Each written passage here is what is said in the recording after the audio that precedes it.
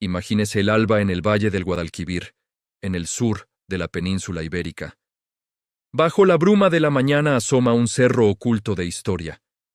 En sus entrañas descansa Tartessos, esa civilización hoy casi mitológica, un emporio virginal, más allá de las columnas de Hércules, donde griegos y fenicios hallaban riquezas fabulosas. En aquella tierra de ríos caudalosos y bosques salvajes, fue rica en minerales de oro y plata. El propio nombre de Argantonio, hombre de plata, lo atestigua. Los propios fenicios y griegos contaron maravillas. Colaios de Samos, desviado por el Levante, arribó con sus barcos a Tartessos y regresó tan beneficiado que dedicó un caldero de bronce a la diosa Hera en Samos. Heródoto habla de un mercado prácticamente virgen, en el que obtuvo las mayores ganancias desde los tiempos de los antiguos mercaderes egipcios. En el relato de los antiguos escritores, Tartessos se halla más allá del mundo conocido, donde el Mediterráneo se abre al Atlántico. El poeta avieno del siglo IV, Moro d.C., recupera leyendas náuticas anteriores y nos dice que Gadir, la actual Cádiz, fue antaño llamada Tarteso. Varios autores han soñado desde entonces con la Atlántida al oeste de las columnas, desde el jesuita Pelicer en el 17, que la quiso en Tartessos, hasta expediciones modernas en Doñana que buscaban ciudades hundidas. Pero la arqueología actual señala un camino distinto. Tartessos parece haber sido real, aunque envuelto en leyenda. Una tierra próspera del bronce tardío y la primera edad del hierro, donde se mezclaron creencias mediterráneas con tradiciones locales. La geografía de Tartessos coincide con lo que hoy son las provincias de Huelva, Sevilla y Cádiz. Allí abarcaba las cuencas de los ríos Tinto, Odiel y el amplio valle agropecuario del Guadalquivir. En esas tierras se extrajo oro y plata desde milenios antes, y por los cerros fluyó mineral hacia mar para intercambio. La presencia tartésica se extiende incluso por Andalucía entera y el sur de Portugal. Algarve, Alentejo. Asentamientos de la costa, algunos ya fenicios, Gadir, Cádiz, Onova, Huelva, Malaca, Málaga, convivían con pueblos indígenas. En el interior, ciudades como Spal o Astigi surgieron a orillas del río y aldeas arrostraban el campo. En los siglos IX antes de Cristo, floreció aquí una cultura orientalizante. Tribus locales canalizaron las innovaciones traídas por los navegantes del Egeo y Fenicia, aprendiendo la viticultura y el olivar, domesticando animales nuevos y perfeccionando la metalurgia. A cambio, los barcos de Tartessos aportaron a fenicios y griegos los metales ibéricos: cobre, estaño y especialmente la plata de Sierra Morena y el oro de la faja pirítica ibérica. Su lenguaje sigue siendo un misterio. Hoy solo lo conocemos a través de unas pocas inscripciones halladas en estelas del suroeste peninsular. Aquellas letras tartésicas, inspiradas en alfabetos semíticos, todavía no se han descifrado plenamente. Quizás fue un idioma único o estrechamente ligado con otras lenguas antiguas del occidente europeo. Nadie puede afirmarlo con certeza. Pero más allá de palabras, los tartesios dejaron huella en símbolos: soles cruzados en el oro, toros y caballos como sacrificios, rostros de diosas con largos pendientes, patrones que recuerdan a religiones del Egeo, Creta o incluso Anatolia, y nos hablan de un mundo en contacto con civilizaciones lejanas. Las principales crónicas antiguas nos brindan apenas retazos. Heródoto, siglo V a.C., relata la Odisea de Colaios y también menciona al rey legendario Argantonio, cuya riqueza inconmensurable y sabiduría lo convirtieron en protector de marineros y aliado de griegos. Se sabe incluso que Argantonio mantuvo buen trato con los foceos e invitó a algunos griegos a establecerse en su reino. Antes de él, en el siglo VII a.C., el poeta homérico Hesíodo y otros hablaban del río Tartessos, ligado al mito de Gerión y los bueyes robados por Hércules en las islas de Occidente. En la Biblia hebrea aparece el nombre Tarsis, repleto de plata y marfil, asociado a remotos barcos y tesoros reales. ¿Es Tarsis el mismo Tartesos?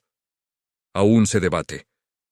La obra Hora Marítima de Avieno, siglo IV d.C., basada en periplos antiguos, cita la ciudad de Gadir, llamada antes Tarteso. Éfora, historiador griego, situó una media jornada de navegación entre Cádiz y Tartesos. Más tarde, autores como Estrabón o Plinio mezclaron realidad y mito, hablando a veces de Tartesos como ciudad, a veces como reino a la sombra de la Atlántida. En los diálogos de Platón, la Atlántida yace al otro lado del estrecho, brillante y fantástica. Tartesos ha sido desde siempre esa frontera borrosa entre la historia y la ficción, un enclave donde lo real se tiñe de mito y las leyendas alimentan la arqueología. En 1958, la leyenda se materializó en oro. Bajo un cerro cercano a Sevilla, el Carambolo, aparecieron por casualidad 21 piezas de oro de belleza indescriptible.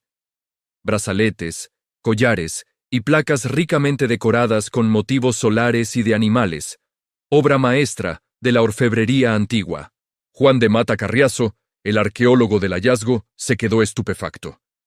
Describió la joyería como fastuosa, a la vez delicada y bárbara, un tesoro digno de Argantonio.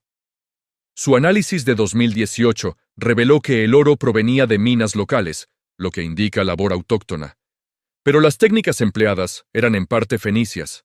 Junto a las joyas se encontró también una estatua conocida como la Astarté de Sevilla.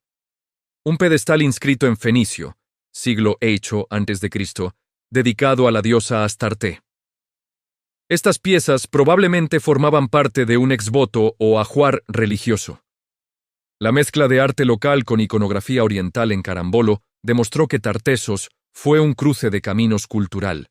El tesoro está hoy custodiado y protegido tras un cristal en el Museo Arqueológico de Sevilla, como testigo de aquel brillo antiguo que alumbró su nombre perdido.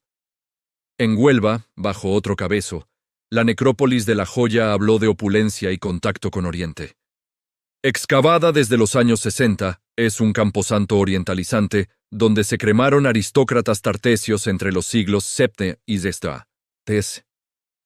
De las tumbas brotó una profusión de ajuares, recipientes de bronce, plata y oro, marfiles tallados, alabastro fino, hasta huevos de avestruz.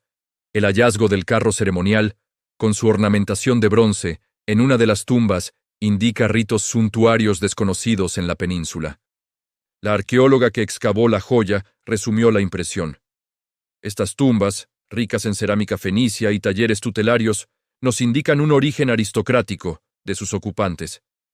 En medio de montículos rojos de hierro oxidado, las fichas de ajedrez de la historia se iban encajando. Había un rey argantonio mítico, sí, pero también ciudades y cultos reales que ligaban a Tartesos con el Mediterráneo oriental. Hacia el norte, en la campiña de Badajoz, surge Cancho Roano, un edificio cuadrangular rodeado por foso y agua corriente. Desde su primera excavación en 1978, sabemos que no fue un palacio al uso, sino un santuario palaciego del siglo VI a.C. Dicen los expertos que sus muros fueron templo y cárcel, sagrada a la vez. En sus salas se encontraron altares múltiples con vestigios de ofrendas, ánforas con cereales, legumbres y posiblemente vino, telares junto a estatuillas, marfiles y marfil de extranjero, armas de hierro y finos pendientes de plata. Incluso los restos de un hombre y 6 mujeres, víctimas de sacrificio, aparecieron allí. Todo indica que en Cancho Roano se practicaban ritos de fertilidad. Sus expertos mencionan incluso la prostitución sagrada en honor a Astarté. En el siglo V a.C., sin embargo, un gran incendio consumió el lugar hasta los cimientos. Queda como un testigo mudo de un culto antiguo. Un palacio santuario arqueológico, tan monumental y enigmático que aún hoy cada hallazgo enciende especulaciones sobre dioses y reyes. Mucho más reciente es el yacimiento de Casas del Turuñuelo, Guareña, Badajoz. Excavado desde 2015, ha traído a la luz un templo enterrado de adobe, con 2 plantas completas perfectamente conservadas. En su centro reluce un altar de adobe con forma de piel de toro, como un águila extendida en la tierra. Junto a él, una especie de bañera labrada en mortero, un sarcófago de agua. Sugiere rituales misteriosos ligados al líquido elemento. Pero el acto más sobrecogedor fue el sacrificio masivo.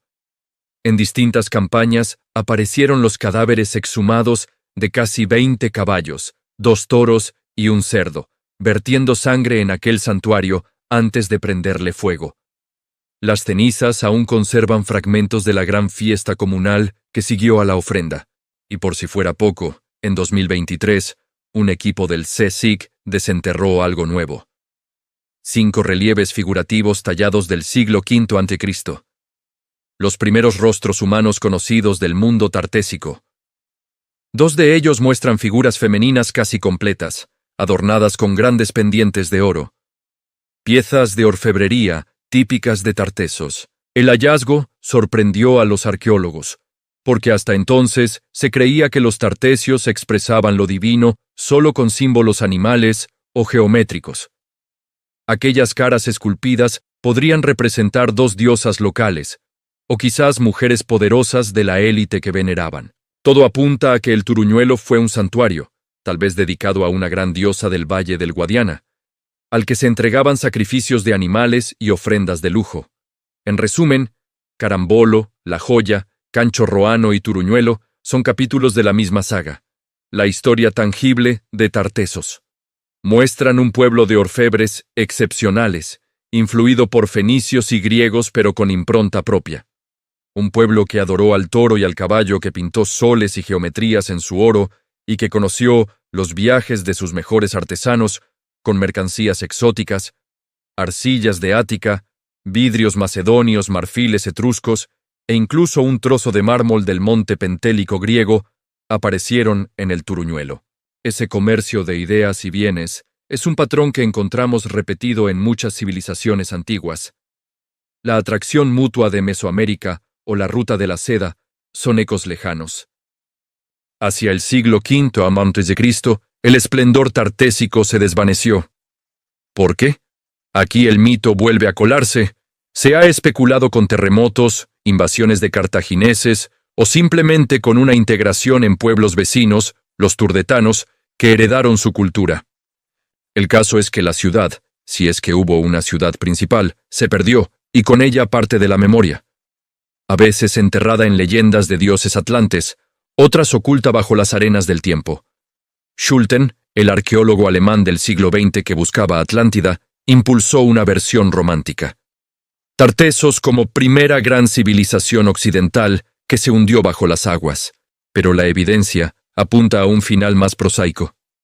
Templos incendiados, poblados abandonados, templos arrasados quizá por guerras o simples declives económicos. Los núcleos fenicios de Occidente, Cartago primero, luego Roma, dominaron la península, y lo que quedaba de Tartesos terminó fundiéndose en nuevas culturas. Así, Tartesos quedó en el umbral del mito. ¿Fue la fuente real que inspiró los cuentos de Atlántida? Algunos conservacionistas modernos han buscado pruebas en Doñana o Iberia, sin éxito concluyente. Richard Freund y otros proponían reliquias de ciudades en Doñana, pero científicos españoles las tacharon de sensacionalismo. La Dama de Elche, esa enigmática escultura ibérica, llegó a relacionarse con la Atlántida y con Tartesos, aunque hoy sabemos que pertenece a un milenio después. Quizá la lección sea otra.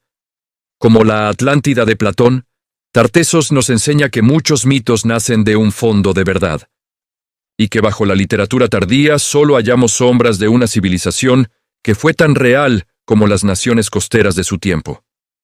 Hoy nos preguntamos qué nos enseña aquel pasado remoto. En Andalucía y Extremadura se respira el eco de Tartesos.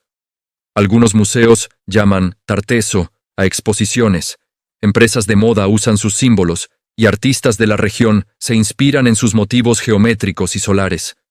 Hay un turismo arqueológico que busca esa edad de oro perdida, y un orgullo local por esa ancestral mixtura. Pero también hay una lección más universal. Tartesos nos recuerda que nuestra historia no es una línea recta.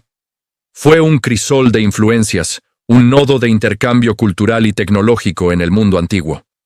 Hoy, en pleno siglo XXI, vivimos una era igualmente global. Las redes cruzan continentes como lo hacían las rutas fenicias. Quizás aprender de Tartessos es recordar cómo pueblos distintos pueden fundirse en algo nuevo. Guardar tesoros, materiales y humanos, y luego perderse para luego reaparecer en leyendas. Los símbolos que dibujaron, el toro sacrificado, el disco solar, la dama con collares de oro, trascienden las épocas, se parecen a otros símbolos. El toro sagrado de Creta o Egipto, el sol en la joyería celta o americana, la idea de un gran templo palaciego con fuentes como el Cancho Roano recuerda a otros santuarios orientales. En todas esas luces brilla la misma pregunta. Si estamos a un hallazgo arqueológico de reescribir un capítulo entero, ¿no vale la pena escuchar la voz del pasado? Tartessos es un enigma abierto, mitad mito, mitad historia, que aún exige ser descifrado. Quizás lo más revelador no sea saber exactamente qué pasó, sino entender por qué queremos tanto que aquel misterio cobre vida de nuevo. Ahora que el polvo del desierto y el adobe se van levantando de sus antiguas ciudades, la pregunta más inquietante queda flotando en el aire. ¿Qué secretos nos hablarían las piedras de Tartessos si pudiéramos escucharlas, y qué reflejo de nuestro propio presente brillaría en la antigua leyenda?